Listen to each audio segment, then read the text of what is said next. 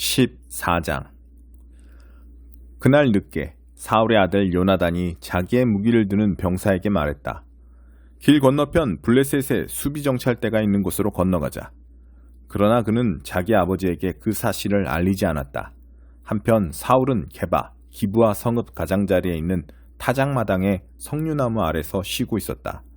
600명 정도 되는 군사가 그와 함께 있었는데 제사장의 에봇을 입은 아히야도 함께 있었다. 아히야는 실로에서 하나님의 제사장이었던 엘리의 손자요 비느하스의 아들인 이가봇의 형제 아히두베의 아들이었다. 거기 있던 사람들은 요나단이 나간 사실을 전혀 몰랐다. 요나단이 블레셋 수비대 쪽으로 건너가기 위해 접어든 길은 양쪽으로 깎아지른 암벽이 드러나 있었다. 양쪽 벼랑의 이름은 보세스와 세네였다. 북쪽 벼랑은 믹마스와 남쪽 벼랑은 게바, 기브아와 마주하고 있었다. 요나단이 자기 무기를 드는 병사에게 말했다. 자, 어서 이 할례 받지 못한 이방인들에게 건너가자. 하나님께서 우리를 위해 일하실 것이다. 하나님께서 큰 군대를 통해서만 구원하시는 것은 아니다. 하나님께서 구원하시기로 뜻을 정하시면 아무도 그분을 막을 수 없다. 그의 무기를 드는 병사가 말했다. 알겠습니다. 무엇이든 원하시는 대로 행하십시오. 무엇을 하시든 당신과 함께 하겠습니다. 요나단이 말했다. 이렇게 하자. 일단 길을 건너가서 저쪽 사람들에게 우리의 모습을 보이자. 만일 그들이 멈춰라, 너희를 검문할 때까지 꼼짝하지 마라고 하면 우리는 올라가지 않고 여기 있을 것이다. 그러나 저들이 어서 올라오라고 하면 하나님께서 그들을 우리 손에 넘겨주신 것으로 알고 바로 올라갈 것이다. 그것이 우리에게 표징이 될 것이다. 두 사람은 블레셋 수비대의 눈에 잘 띄는 곳으로 나아갔다. 블레셋 사람들이 소리쳤다. 저기를 봐라. 히브리 사람들이 구덩이에서 기어나온다. 그러더니 요나단과 그의 무기를 드는 병사를 향해 외쳤다. 어서 이리 올라오너라. 우리가 본때를 보여주마. 요나단은 자기의 무기를 드는 병사에게 외쳤다. 올라가자. 우리를 따라오너라. 하나님께서 저들을 이스라엘의 손에 넘겨주셨다. 요나단은 손과 발로 기어 올라갔고 그의 무기를 드는 병사는 그 뒤를 바짝 따랐다. 블레셋 사람들이 달려들자 요나단은 그들을 때려 눕혔고 그의 무기를 드는 병사가 바로 뒤에서 돌로 그들의 머리를 세게 쳐서 마무리했다. 이 첫 전투에서 요나단과 그의 무기를 드는 병사는 적군을 20명 정도 죽였다. 그러자 양쪽 진영과 들판에 큰 소동이 벌어져 수비대와 기습부대 군사들이 두려워 떨며 크게 동요했고 땅까지 흔들렸다. 전에 없던 엄청난 공포였다. 베냐민 땅 게바, 기브아 후위에 배치되어 있던 사울의 초병들이 적진을 휩쓸고 있는 혼란과 소동을 목격했다. 사울이 명령했다. 정렬하고 점호를 실시하여 누가 여기 있고 누가 없는지 확인하여라. 그들이 점호를 해보니 요나단과 그의 무기를 드는 병사가 없는 것으로 밝혀졌다. 사울이 아히야에게 명령했다. 제사장의 에봇을 가져오시오. 하나님께서 이 일에 대해 무슨 말씀을 하시는지 알아봅시다. 당시에는 아히야가 에봇을 맡고 있었다. 사울이 제사장과 대화하는 동안 블레셋 진영의 소동은 점점 더 커지고 있었다. 그러자 사울은 이야기를 중단하며 아히야에게 에봇을 치우시오 하고 말했다. 사울은 즉시 군대를 불러 모아 싸움터로 나갔다. 적진에 이르러 보니 완전히 난장판이었다. 블레셋 사람들이 칼을 마구 휘두르며 자기들끼리 서로 죽이고 있었다. 일찍이 블레셋 진영에 투항했던 히브리 사람들이 다시 돌아왔다. 이제 그들은 사울과 요나단의 지휘를 따르며 이스라엘과 함께 있고자 했다. 에브라임 산지에 숨어있던 이스라엘 백성도 블레셋 사람이 필사적으로 달아나고 있다는 소식을 듣고 모두 나와서 추격에 합류했다. 그날 하나님께서 이스라엘을 구원하셨다. 굉장한 날이었다. 싸움은 베다웬까지 번졌다. 이제 온 군대가 10,000명의 강한 군사가 사울의 뒤에 있었고 싸움은 에브라임 산지 전역의 모든 성읍으로 퍼져나갔다. 그날 사울은 참으로 어리석은 일을 저질렀다. 저녁 전 곧 내가 적들에게 복수하기 전에 무엇이든지 먹는 사람은 저주를 받을 것이다 라고 군사들에게 말한 것이다. 군사들은 하루 종일 아무것도 먹지 못했다. 들판 곳곳에 벌집이 있었지만 그 꿀을 맛보려고 손가락을 대는 자가 아무도 없었다. 다들 저주를 받을까 두려웠던 것이다. 그러나 자기 아버지의 맹세를 듣지 못한 요나단은 막대기 끝으로 꿀을 조금 찍어 먹었다. 그러자 기운이 나고 눈이 밝아지면서 새 힘이 솟았다. 한 군사가 그에게 말했다. 왕께서 저녁 전에 무엇이든 먹는 사람은 저주를 받을 것이다 하고 군 전체를 상대로 엄숙히 맹세하셨습니다. 그래서 군사들이 맥없이 늘어져 있습니다. 요나단이 말했다. 아버지께서 이 나라를 위태롭게 만드셨구나. 꿀을 조금만 먹었는데도 이렇듯 빨리 기운이 나지 않았는가. 군사들이 적에게서 빼앗은 것을 뭐라도 먹었더라면 사정이 훨씬 나았을 것을. 그들을 더 크게 쳐부술 수 있었을 텐데. 그날 그들은 믹마스에서 멀리 아얄론에 이르기까지 블레셋 사람을 추격해 죽였으나 군사들은 완전히 기진맥진하고 말았다. 그때부터 그들은 전리품을 취하기 시작했다.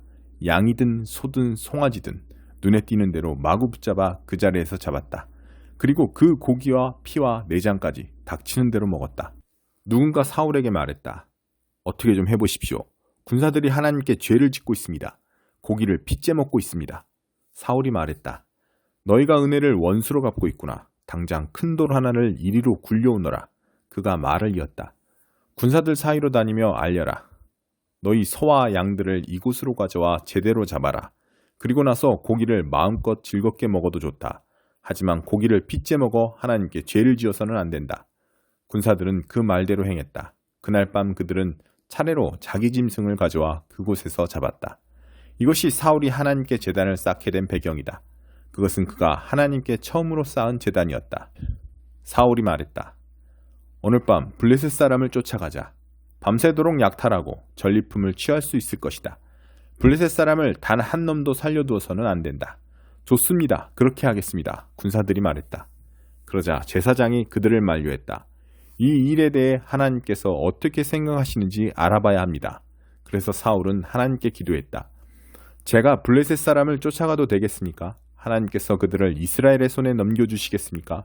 하나님께서는 그 일에 대해 사울에게 응답하지 않으셨다. 그러자 사울이 말했다. 모든 군 지휘관들은 앞으로 나오시오. 오늘 누군가 죄를 범했소. 그 죄가 무엇이며 누가 범했는지 찾아낼 것이오. 하나님, 이스라엘의 구원자 하나님께서 살아계심을 두고 맹세하는데 죄를 지은 자가 있으면 설령 내 아들 요나단으로 밝혀진다 해도 그는 죽을 것이오.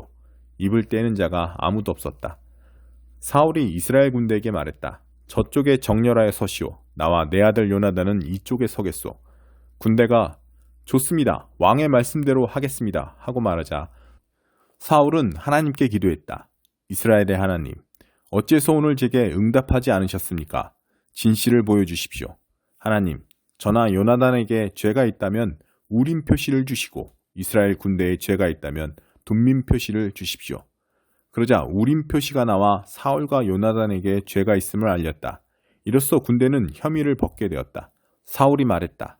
나와 요나단이 제비를 뽑겠소. 하나님께서 지적하시는 자는 죽임을 당할 것입니다. 군사들이 반대했다. 안 됩니다. 이 일은 옳지 않습니다. 그만 멈추십시오. 그러나 사울은 계속 밀어붙였다. 그들이 우림과 둠밈으로 제비를 뽑자 요나단이 걸렸다. 사울이 요나단을 추궁했다. 무슨 짓을 한 것이냐? 당장 말하여라. 요나단이 말했다. 들고 있던 막대기로 꿀을 조금 찍어 먹었습니다. 그것이 전부입니다. 그것 때문에 제가 죽어야 합니까? 사울이 말했다. 그렇다. 너는 반드시 죽을 것이다. 나도 어쩔 수 없다. 하나님을 거스를 수는 없지 않느냐? 군사들이 자리에서 일어났다. 요나단이 죽다니요. 절대로 안 됩니다. 그는 오늘 이스라엘을 위해 혁혁한 구원의 승리를 이루어냈습니다. 하나님께서 살아계심을 두고 맹세하는데 그의 머리털 하나도 해를 당하지 않을 것입니다. 온종일 하나님과 함께 싸운 사람이 아닙니까? 군사들이 요나단을 구하여 그는 죽음을 면했다. 사울은 블레셋 사람을 추격하는 것을 그만두었고 블레셋 사람은 자기 땅으로 돌아갔다. 사울은 주변 왕국들을 점령하여 통치 영역을 넓혔다. 그는 모압, 암몬, 에돔, 소바왕, 블레셋 사람 등 사방의 모든 원수와 맞붙어 싸웠는데 어디로 가든지 승리를 거두었다. 그를 이길 자가 없었다. 그는 아말렉을 쳤고 이스라엘은 그들의 만행과 약탈에서 벗어났다. 사울의 아들들은 요나단, 리스위, 말기수아였고 딸들은 맏딸 메랍과 작은 딸 미갈이었다. 사울의 아내는 아히마아스의 딸 아히노암이었다. 넬의 아들 아브넬은 사울의 군사령관이었다. 넬은 사울의 삼촌이었다. 사울의 아버지 기스와 아브넬의 아버지 넬은 아비엘의 아들들이었다. 사울은 살아있는 동안 블레셋 사람과 격렬하고 무자비한 전쟁을 벌였다. 그는 힘세고 용감한 자들을 눈에 띄는 대로 징집했다. 12장 하나님께 바쳐진 삶. 그러므로 나는 이제 여러분이 이렇게 살기를 바랍니다. 하나님께서 여러분을 도우실 것입니다. 여러분의 매일의 삶, 일상의 삶, 자고 먹고 일하고 노는 모든 삶을 하나님께 헌물로 드리십시오. 하나님께서 여러분을 위해 하시는 일을 받아들이는 것이 바로 여러분이 그분을 위해 할 수 있는 최선의 일입니다. 문화에 너무 잘 순응하여 아무 생각 없이 동화되어 버리는 일이 없도록 하십시오. 대신에 여러분은 하나님께 시선을 고정하십시오. 그러면 속에서부터 변화가 일어날 것입니다. 그분께서 여러분에게 바라시는 것을 흔쾌히 인정하고 조금 더 머뭇거리지 말고 거기에 응하십시오. 여러분을 둘러싸고 있는 문화는 늘 여러분을 미숙한 수준으로 끌어낮추려 하지만 하나님께서는 언제나 여러분에게서 최선의 것을 이끌어내시고 여러분 안에 멋진 성숙을 길러주십니다. 하나님께서 주신 것들에 대한 깊은 감사의 마음으로 여러분에 대해 특별한 사명을 받은 사람으로서 말씀드립니다. 여러분은 순전히 은혜 가운데 살고 있습니다. 여러분이 마치 하나님께 뭔가 좋은 것을 해드리고 있는 것처럼 착각하지 마십시오. 그렇지 않습니다. 실은 하나님께서 여러분에게 온갖 좋은 것을 가져다 주고 계신 것입니다. 우리가 우리 자신을 바르게 알게 되는 것은 오직 하나님과 또한 그분이 우리를 위해 하고 계신 일에 주목할 때이지 우리 자신과 또한 우리가 그분을 위해 하는 일에 주목할 때가 아닙니다. 우리 각자는 사람 몸의 다양한 부분과 같습니다. 각 부분은 전체 몸에게 의미를 얻습니다. 그 반대는 아닙니다. 지금 우리가 말하는 몸은 택함받은 사람들로 이루어진 그리스도의 몸을 말합니다. 우리 각자의 의미와 기능은 우리가 그분 몸의 한 부분으로서 갖는 의미와 기능입니다. 잘려나간 손가락, 잘려나간 발가락이라면 무슨 대단한 의미와 기능이 있겠습니까? 우리는 그리스도의 몸 안에서 빼어난 모양과 탁월한 기능을 부여받은 부분들로 지음받았습니다. 그러므로 우리는 지음받은 본연의 모습대로 살아가야 합니다. 시기심이나 교만한 마음을 품고서 다른 사람들과 자신을 비교해서는 안 됩니다. 자기가 아닌 다른 무엇이 되려고 애쓰지 마십시오. 설교하는 일이라면 하나님의 메시지만을 전하고 그와 상관없는 내용을 전하지 마십시오. 돕는 일이라면 도와주기만 하지 월권하지 마십시오. 가르치는 일을 한다면 여러분이 가르치는 바를 고수하십시오. 격려하고 안내하는 일이라면 으스대지 않도록 조심하십시오. 책임자 위치에 있다면 멋대로 권력을 휘두르지 마십시오. 곤란에 빠진 사람들을 원주하는 일에 부름받았다면 늘 눈을 크게 뜨고 잘 살펴 신속하게 움직이도록 하십시오. 불우한 사람들과 더불어 일하는 사람이라면 그들 때문에 화를 내거나 우울해지지 않도록 하십시오. 늘 얼굴에 미소를 띠고 일하십시오. 중심으로부터 사랑하십시오.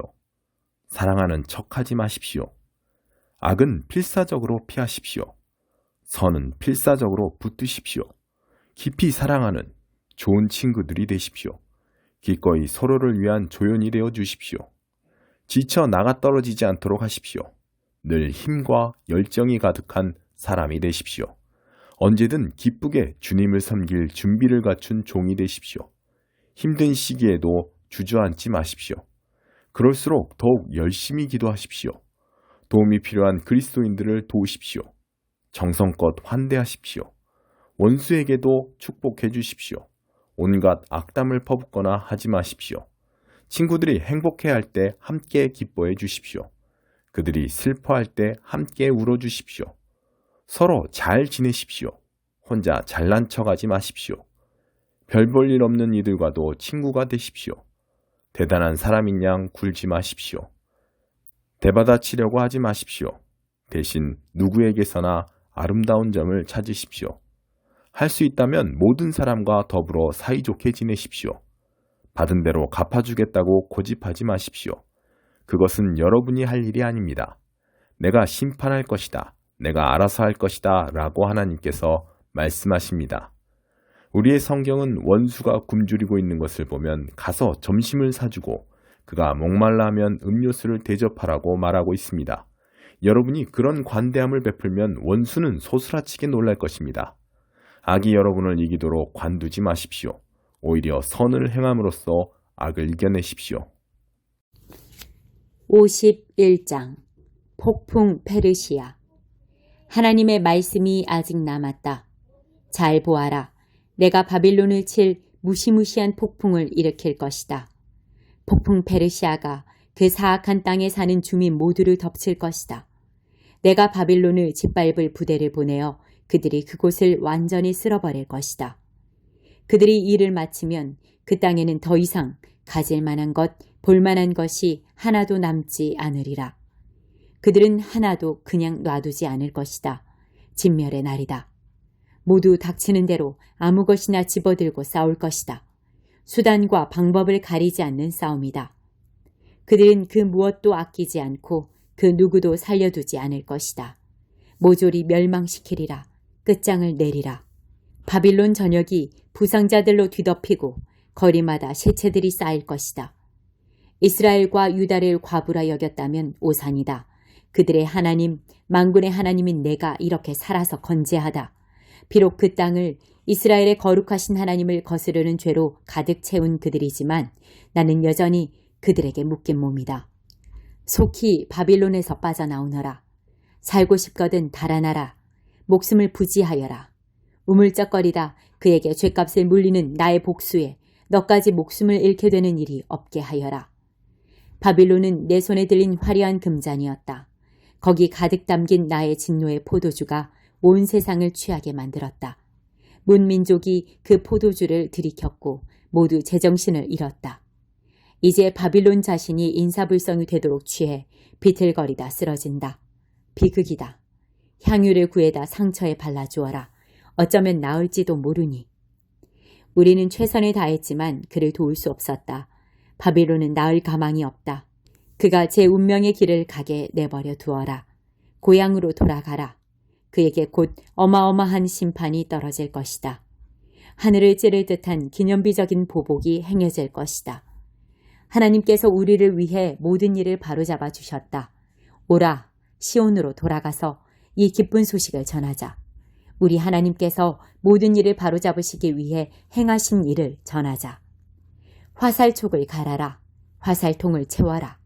하나님께서 메대 왕들을 선동하여 전쟁 광들로 만드셨다. 바빌론을 없애버리자.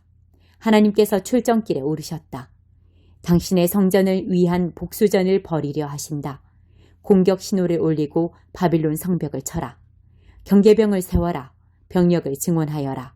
병사들을 매복시켜라. 하나님께서 당신의 계획을 이행하시리라. 바빌론에게 하시겠다던 일을 행하시리라. 풍족한 물과 풍족한 재물을 가진 너. 그러나 이제 너는 끝이다. 너는 죽은 목숨이다.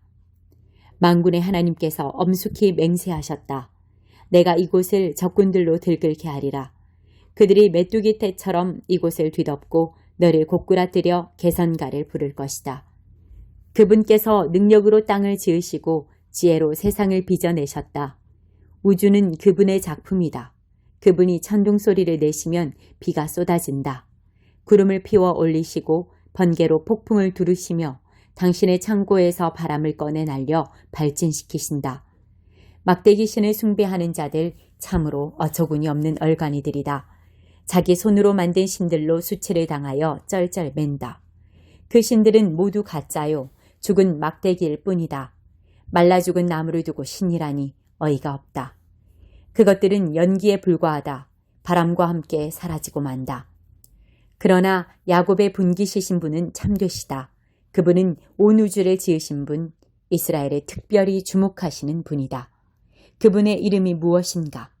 만군의 하나님이시다. 바빌론은 하나님의 망치다. 하나님께서 말씀하신다. 너 바빌론은 나의 망치다. 나의 병기다. 내가 너를 들어 사악한 민족을 쳐부수고 뭇 왕국을 박살낼 것이다. 내가 너를 들어 말과 기병을 쳐부수고 병거와 전사를 쳐부술 것이다. 내가 너를 들어 남자와 여자를 쳐부수고 노인과 아이를 쳐부술 것이다. 내가 너를 들어 청년 남녀를 쳐부수고 목자와 양을 쳐부술 것이다. 내가 너를 들어 농부와 겨릿소를 쳐부수고 고관과 대신을 쳐부술 것이다. 유다 사람들아, 너희 두 눈으로 똑똑히 보게 되리라. 내가 바빌론과 갈대아 사람들이 시온에서 저지른 모든 악행을 그들에게 그대로 되갚아 주는 것을 하나님의 보고다. 너 바빌로나, 온 세상을 황폐하게 만든 파괴자 사나, 나는 너의 적이다. 내가 팔을 뻗어 너를 내 손으로 붙잡고 산이던 너를 짓뭉개 버릴 것이다. 너를 자갈밭으로 만들어 버리리라. 이제 더는 네게서 모퉁이 돌을 얻거나 주춧돌을 떠낼 수 없을 것이다. 자갈 밖에는 아무것도 남지 않으리라. 하나님의 보고다. 온 땅의 신호를 울려라. 민족들을 향해 순양 뿔나파를 불어라. 바빌론을 치는 거룩한 일을 위해 민족들을 구별하여라. 신성한 이 일에 왕국들을 불러들여라. 아라랏과 민니와 아스그나스를 징집하여라. 바빌론을 칠 사령관을 임명하고 메뚜기 떼처럼 많은 군마들을 불러 모아라. 바빌론을 치는 이 거룩한 일을 위해 민족들을 메데우 왕과 그의 지도자들과 백성을 구별하여라. 땅이 공포에 떨고 고통으로 몸을 비튼다. 바빌론을 치려는 내 계획. 30편 다윗의 시. 하나님, 나는 오직 주님만 신뢰합니다. 주님은 나를 궁지에서 건져내셔서 원수들의 조롱거리가 되지 않게 하셨습니다. 하나님, 나의 하나님, 내가 도와달라고 외칠 때 주께서 나를 회복시켜 주셨습니다. 하나님, 주께서 이 몸을 무덤에서 끌어내셨고 내가 더없이 막막한 신세가 되었을 때 다시 살 기회를 주셨습니다. 너희 모든 성도들아, 마음을 다해 하나님을 찬양하여라. 그분의 얼굴을 바라며 감사하여라. 이따금 그분께서 노하실지라도 평생 변함없는 것은 오직 그분의 사랑뿐. 밤에 하염없이 울다가도 낮이 되면 환히 웃게 되리라. 모든 일이 순조로울 때 나 이렇게 외쳤습니다. 나는 확실히 성공했어. 나는 하나님의 총애를 받는 사람이야. 하나님이 나를 산의 왕이 되게 해주셨어.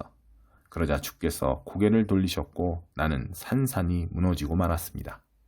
하나님, 내가 주님을 큰 소리로 부르며 내 사정을 주님 앞에 다 털어놓았습니다. 내가 죽어 나를 내다 파신들, 묘지의 장을 열고 나를 경매로 넘기신들, 주께 무슨 이득이 되겠습니까?